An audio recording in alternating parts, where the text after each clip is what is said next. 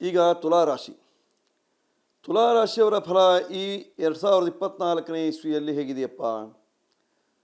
ಸಪ್ತಮದಲ್ಲಿ ಗುರು ಇದ್ದಾನೆ. ಸದ್ಯಕ್ಕೆ ಒಂದು 4 ತಿಂಗಳ ಚೆನ್ನಾಗಿದೆ. ಅದಾದ ನಂತರದಲ್ಲಿ ನಿಮಗೆ ಅಷ್ಟಮಕ್ಕೆ ಗುರು ಹೋಗ್ತಾನೆ. 8ನೇ ಮನೆಗೆ ಗುರು ಹೋದಾಗ ದುಃಖ ಪ್ರಾಪ್ತಿ, ಅಷ್ಟೇನೂ ಶುಭ ಇಲ್ಲ. ವರ್ಷ ಪೂರ್ತಿ ಕಷ್ಟಪಡಬೇಕಾಗ್ತದೆ.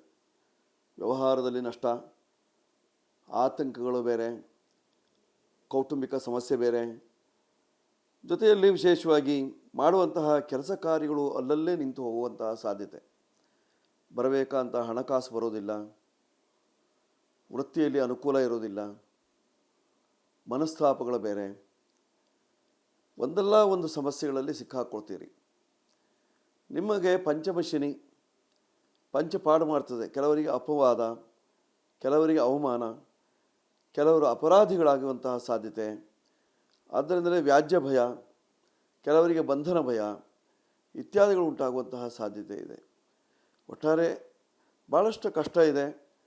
ಕಷ್ಟ ಇದ್ದರೂ ನಾವು ಅದರಲ್ಲೇ ರಸವನ್ನು ಹುಡುಕಬೇಕು, ಅದರಲ್ಲೇ ಕಷ್ಟದಲ್ಲೇ ನಾವು ಸುಖವನ್ನು ಕಾಣಬೇಕು. ಅಂದಾಗ ಪ್ರಯತ್ನ ಜಾಸ್ತಿ ಬೇಕು. ತುಲಾರಾಶಿಯವರು ಪ್ರಯತ್ನವನ್ನು ಜಾಸ್ತಿ ಮಾಡಿದರೆ ನಿಮಗೆ ಅನುಕೂಲತೆಗಳು ಜಾಸ್ತಿ ಆಗುವಂತಹ ಸಾಧ್ಯತೆ ಇದೆ. ಪ್ರಯತ್ನ ಜಾಸ್ತಿ ಮಾಡಿ ಕೆಲಸ ಕಾರ್ಯಗಳಲ್ಲಿ ಶ್ರದ್ಧೆ ಇಡಿ, ಅದರಿಂದ ನಿಮಗೆ ಅನುಕೂಲವಾಗ್ತದೆ. ದೇವಿಯ ಆರಾಧನೆಯನ್ನು ಮರಿಬೇಡಿ.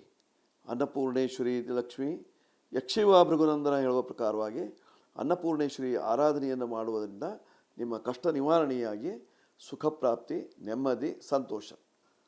ಈಗ ವೃಶ್ಚಿಕ ರಾಶಿ. ವೃಶ್ಚಿಕ ರಾಶಿಯವರ ಫಲವನ್ನು ನೋಡುವಾಗ ನಿಮ್ಮ ರಾಶಿಯಲ್ಲೇ ಶುಕ್ರ ಮತ್ತು ಬುಧರ ಯುತಿ, ಬುಧ ಮತ್ತು ಶುಕ್ರರ ಯುತಿ ಒಳ್ಳೆಯದೆಯಾ? ನಿಮ್ಮ ರಾಶಿಗೆ ಸಪ್ತಮಕ್ಕೆ ಗುರು ಬರ್ತಾನೆ. ಈಗಾಗಲೇ 6ನೇ ಮನೆಯಲ್ಲಿದ್ದಾನೆ. ಇನ್ನೊಂದು 4 ತಿಂಗಳಷ್ಟೇ ಶತ್ರು ರಾಶಿಯಲ್ಲಿ. ಶತ್ರುಗಳ ಕಾಟ ಜಾಸ್ತಿ. ಶತ್ರುಗಳು ಆಗಾಗ ನಿಮಗೆ ಹಣಕಾಸಿನ ವಿಚಾರದಲ್ಲಿ ತೊಂದರೆಯನ್ನು ಕೊಡ್ತಾರೆ. ಮಾನಸಿಕವಾದಂಥ ಹಿಂಸೆ ಬೇರೆ. ನೀವು ಎಲ್ಲೋ ಇರ್ತೀರಿ, ಆ ಸಂದರ್ಭದಲ್ಲಿ ಅವರು ಫೋನ್ ಹಾಕ್ತಾ ಇರ್ತಾರೆ. ಈ ಎಲ್ಲ ದೋಷ ಪರಿಹಾರ ಆಗೋದು ಯಾವಾಗ? ನಿಮ್ಮ ರಾಶಿಯಿಂದ 7ನೇ ಮನೆಯಲ್ಲಿ ಗುರು ಬರ್ತಾನೆ. ಮೇ ನಂತರದಲ್ಲಿ ನಿಮ್ಮ ರಾಶಿಗೆ ಪೂರ್ಣ ದೃಷ್ಟಿ ಇರ್ತದೆ.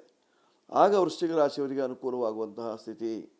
ಆ ಸಂದರ್ಭದಲ್ಲಿ ಮಂಗಲ ಕಾರ್ಯ ಇತ್ಯಾದಿಗಳನ್ನು ಮಾಡಿಕೊಳ್ಳಿ, ಅದರಿಂದ ಅನುಕೂಲವಾಗ್ತದೆ. ವಾಹನ ಓಡಿಸುವಾಗ ಮಾತ್ರ ತುಂಬ ಜಾಗೃತಿಯಾಗಿರಿ. ವಾಹನ ಸ್ಥಾನದಲ್ಲಿ ಶನಿ, ಆದ್ದರಿಂದ ವಾಹನದಲ್ಲಿ ಜಾಗೃತಿಯಾಗಿರಿ. ವಾಹನ ಓಡಿಸುವಾಗಂತೂ ತುಂಬ ಕಾಳಜಿ ಬೇಕು.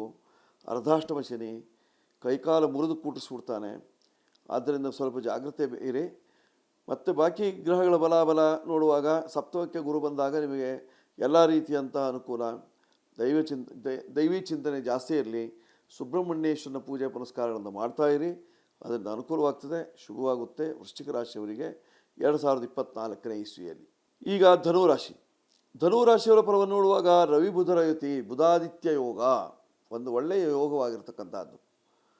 ಈ ಬುಧಾದಿತ್ಯ ಯೋಗ ಇದ್ದಾಗ ಏನು ಫಲವನ್ನು ಕೊಡ್ತಾನೆ ಅವನು? ಧೀ ಕೀರ್ತಿ ಸೌಖ್ಯಾನಿತಂ, ಒಳ್ಳೆಯ ಬುದ್ಧಿವಂತನಿಕೆ, ಉತ್ತಮವಾದಂತಹ ಕೀರ್ತಿ, ಜೀವನದಲ್ಲಿ ಸೌಖ್ಯ, ಈ 3 ಕೊಡ್ತಾನಂತೆ ರವಿ ಬುಧರ ಯುತಿಯಿಂದ. ಹೀಗಾಗಿ ಬುಧಾದಿತ್ಯ ಯೋಗವು ನಿಮಗೆ ಒಳ್ಳೆಯ ಫಲವನ್ನೇ ಕೊಡ್ತದೆ. ಒಳ್ಳೆಯ ಬುದ್ಧಿವಂತಿಕೆ, ಒಳ್ಳೆಯ ಯಶಸ್ಸು, ಒಳ್ಳೆಯ ಕೀರ್ತಿ, ಒಳ್ಳೆಯ ಲಾಭ ಇತ್ಯಾದಿಗಳನ್ನು ಕೊಡುವುದರ ಮೂಲಕವಾಗಿ, ಜೊತೆಯಲ್ಲಿ ವಿಶೇಷವಾಗಿ ನಿಮ್ಮ ರಾಶಿಯಿಂದ 4ನೇ ಮನೆಯಲ್ಲಿ ವಾಹನ ಸ್ಥಾನದಲ್ಲಿ ರಾಹು ಇದ್ದದರಿಂದ ಅಪಘಾತ ಭಯ, ಎಲ್ಲರೂ ಏನಾದರೂ ತೊಂದರೆಯಾದಿತ್ತು ಅನ್ನೋ ಹೇಳುವಂಥ ಭಯ. ವಾಹನ ಓಡಿಸುವಾಗಂತೂ ತುಂಬ ಜಾಗೃತಿಯಾಗಿರಬೇಕು. 40ರ ಮೇಲೆ ಓಡಿಸಬೇಡಿ, ಆದಷ್ಟು ಕಡಿಮೆ ಇಟ್ಕೊಳ್ಳಿ, ಅದರಿಂದ ಅನುಕೂಲವಾಗ್ತದೆ. ಪಂಚಮ ಸ್ಥಾನದಲ್ಲಿ ಗುರು ಇರುವುದರಿಂದ ಸಂತಾನದ ವಿಷಯದಲ್ಲಿ ತೊಂದರೆ ಇಲ್ಲ. ಸಂತಾನ ಆಗದವರಿಗೆ ಸಂತಾನ ಪ್ರಾಪ್ತಿ, ಸಂತಾನ ಇದ್ದವರಿಗೆ ಸಂತಾನದಿಂದ ಅರ್ಥಾತ್ ಮಕ್ಕಳಿಂದ ಸಣ್ಣ ಕಿರಿಕಿರಿ ಇದ್ದೇ ಇರ್ತದೆ. ಅದನ್ನೆಲ್ಲವನ್ನು ತಪ್ಪಿಸಿಕೊಳ್ಳಲಿಕ್ಕೆ ನೀವೇನು ಮಾಡಬೇಕು? ಪರಿಹಾರವನ್ನು ಮಂತ್ರಾಲಯಕ್ಕೆ ಹೋಗಬೇಕು. ಮಂತ್ರಾಲಯದ ಗುರುಗಳ ದರ್ಶನ ಮಾಡಬೇಕು, ಅಥವಾ ಮಂತ್ರಾಲಯದಲ್ಲಿ ಹೆಜ್ಜೆ ನಮಸ್ಕಾರ ಮಾಡಬೇಕು, ಮಂತ್ರಾಲಯದ ಪ್ರಸಾದವನ್ನು ಸ್ವೀಕಾರ ಮಾಡಬೇಕು. ಅದರಿಂದ ನಿಮಗಿರ್ತಕ್ಕಂತಹ ದೋಷಗಳು ಪರಿಹಾರವಾಗಿ ಸುಖ ಪ್ರಾಪ್ತಿ. ಈಗ ಮಕರ ರಾಶಿ. ಮಕರ ರಾಶಿಯವರ ಫಲವನ್ನು ನೋಡುವಾಗ ನಿಮ್ಮ ರಾಶಿಯಾಧಿಪತಿ ಧನಸ್ಥಾನದಲ್ಲಿದ್ದಾನೆ. ಹಣಕಾಸಿನ ವಿಚಾರದಲ್ಲಿ ಯಾವಾಗಲೂ ಜಗಳ, ಯಾವಾಗಲೂ ಮನಸ್ತಾಪ, ಯಾವಾಗಲೂ ಹೊಂದಾಣಿಕೆ ಇಲ್ಲದಿರುವಿಕೆ, ನೀವು ಹೇಳೋದೇ ಹಣಕಾಸು ಒಂದಿದ್ದರೆ ಸಾಕು, ಎಲ್ಲವೂ ಆಗುತ್ತೆ ಹೇಳುವಂತಹ ಭಾವನೆ. ಆದರೆ ಹಣಕಾಸು ಏನು ಮಾಡೋದಿಲ್ಲ. ಜನಬಲವನ್ನು ಗಳಿಸಿ, ಅದರಿಂದ ನಿಮಗೆ ಸಾಕಷ್ಟು ಪ್ರಯೋಜನ ಆಗ್ತದೆ. ನೋಡಿ, 4ನೇ ಮನೆಯಲ್ಲಿ ಗುರು ಇದ್ದಾನೆ. 4ನೇ ಮನೆಯಲ್ಲಿದ್ದಾಗ ಒಳ್ಳೆಯ ಶುಭ ಫಲವನ್ನೇ ಕೊಡ್ತಾನೆ ಗುರು. ಆ ಗುರುವಿನ ಅನುಕೂಲತೆಯನ್ನು ಪಡೆಯುವುದಕ್ಕೋಸ್ಕರವಾಗಿ ನೀವು ಮಾಡಬೇಕಾಗಿರ್ತಕ್ಕಂಥದ್ದು ಗುರು ಶಾಂತಿ ಅಥವಾ ಗುರು ಪ್ರಾರ್ಥನೆಯನ್ನು ಮಾಡ್ಕೊಳ್ಳಿ. ಮೃತ್ಯುವಿನ ಸ್ಥಾನದಲ್ಲಿರ್ತಕ್ಕಂಥ ಚಂದ್ರ ಮತ್ತು ಮಾಂದಿಗೆ ಶನಿಯ ದೃಷ್ಟಿ ಇರುವುದರಿಂದ ಮೃತ್ಯು ದೋಷವು ಕಂಡುಬರುತ್ತದೆ. ಸ್ವಲ್ಪ ಮೃತ್ಯುಂಜಯ ಜಪ ಇತ್ಯಾದಿಗಳನ್ನು ಮಾಡಿಕೊಳ್ಳಿ. ಬಂಧುಗಳಿಂದ ಆಕ್ಷೇಪ ಉಂಟಾದೀತು.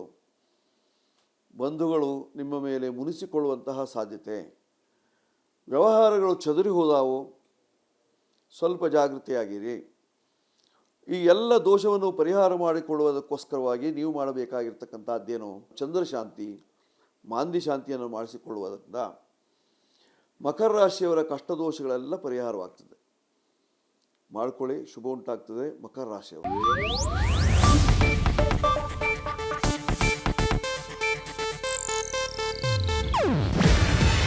ಇದು ಏಷ್ಯಾನೆಟ್ ನ್ಯೂಸ್ ನೆಟ್ವರ್ಕ್ ಪ್ರಸ್ತುತಿ. ನೀವು ನೋಡ್ತಿದ್ದೀರಾ ಏಷ್ಯಾನೆಟ್ ಸುವರ್ಣ ನ್ಯೂಸ್.